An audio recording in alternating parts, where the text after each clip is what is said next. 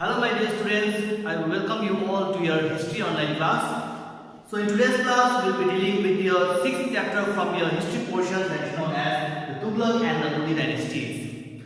So in our previous chapter, we have seen about the Khaldi dynasty, that who were the main rulers or the kings who played a very vital role in order to make the kingdom very high with all sorts of attacks as well as the conquest against those kinds of kings. So mainly we saw in the Khaldi dynasty with the two main kings known as Tughluq Khaldi, the main founder, followed by his son-in-law known as Lodi Khaldi. But in today's chapter, we will be dealing that which were the main rulers of the Tughluq dynasties who wanted to make their kingdom to a very high peak, and even they were being attacked by Mongol dynasty under Genghis Khan. So let's start the class. So first dealing with the Tughluq Khan. So Tughluq Khan was the last ruler of the Khaldi dynasty, and it came to an end in the year of 1320 CE. So soon after that, we see that how there was the emergence of a new kingdom with a new dynasty known as Tughluq dynasty, with the main founder known as Tughluq. Even he is known as Ghazi Malik, who actually ascended the throne in the year of 1320 CE. So after ascending the throne, he also wanted to make, like the other kings, how to make a powerful kingdom with all sorts of military power, having lots of conquest, achievement, and mainly he also did lots of good things mainly for his Tughluq dynasty. So first dealing with his contribution. So after being a ruler or a king of the Tughluq dynasty, what kind of effort or what kind of contribution that he mainly played? First dealing with the city. A city was being built which was known as Tughluq, and later it was being named as the capital of Delhi. Later on we see even the forts, canals, and even the gardens were also built by this leader known as Tughluq. So even he had got lots of interest towards garden, architecture, having lots sorts of ideas, and that made him one of the great kings under the Tughluq dynasty. So talking about his conquest, so what kind of conquest or what kind of expedition he also led against his rivals or against his enemies, and mainly he played by attacking and defeating Rudra Pratap Dev in a place called Warangal, which comes under the southern state of India.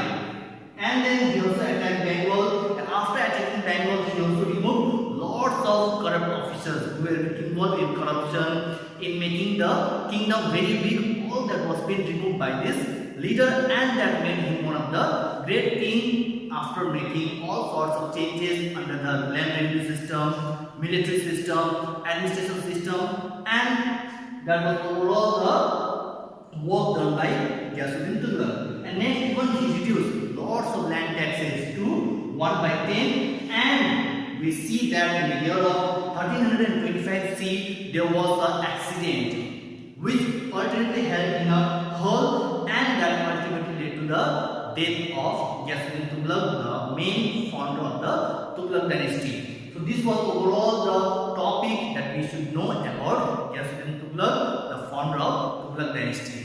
And next we see his son, who was known as Dona Khan, and later after ascending the throne of the Tughluq king, he took the name as Muhammad bin Tughluq in the year of 1325 CE. Next we see that Muhammad bin Tughluq is been regarded as one of the most intellectual, versatile scholars, had lots of knowledge regarding science, astronomy, medicine, and he played a very important role in making lots of changes towards agriculture, how to have all those kinds of farmers with low kinds of taxation, and that made him very much famous.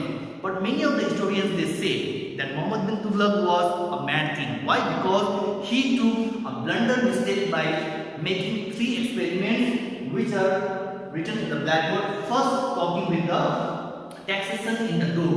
So dough was a particular region which was very much fertile, but all of a sudden when there was a famine that broke out, and he raised the taxes. After raising the taxes, what it happened, mainly talking that how his power became very down, and that was one of the failure after he took the first experiments to do under his jurisdiction. Second, talking about the transfer of capital from Delhi to Allahabad. Actually, Muhammad bin Tughluq, he was very much surprised by seeing all kinds of attacks done by Genghis Khan on the Mongol invasion. And in order to stay away from Mongol invasion, he just wanted to shift his capital from Delhi to Daulatabad because it was a upland, it was easy for them to do. But lots of people, they had to travel, they had to flee from that place to Daulatabad, and that also ultimately became a failure. The third experiment that he did was known as the token currency. So in the token currency, what it happens was actually the introduction of a new types of coins with the metal known as bronze, and that also ultimately led to the failure. Why? Because lots of people during those days used to use those kinds of vessels or any kinds of utensils made of bronze. And it was easy for them to convert those kinds of utensils into coins, and that also became a total failure. So this was the three experiments done by Muhammad bin Tughluq, which has been regarded as total failure, and even the historians, they give their suggestion, their statement regarding that he was one of the mad king under Tughluq dynasty. Next topic we see with the plan of conquest. So whenever he used to make a lot of conquest, good kind of strategy, military power with lots of kinds of infantry, cavalry, and lots of weapons, proper training also was been given. But he was unable to go against Genghis Khan, the Mongol attack, and even he failed to capture China and Persia. And at present Persia is known as Iran country. So this was ultimately the failure. He could not make his power very strong after having a conquest, and finally even he died in the year of 1351 C, and that also ultimately led to the death at the end of Muhammad bin Tughluq or Jonathan. So this was overall today's topic with the chapter number 6, the Tughluq dynasty. Hope you have understood. Till then, stay safe. Thank you.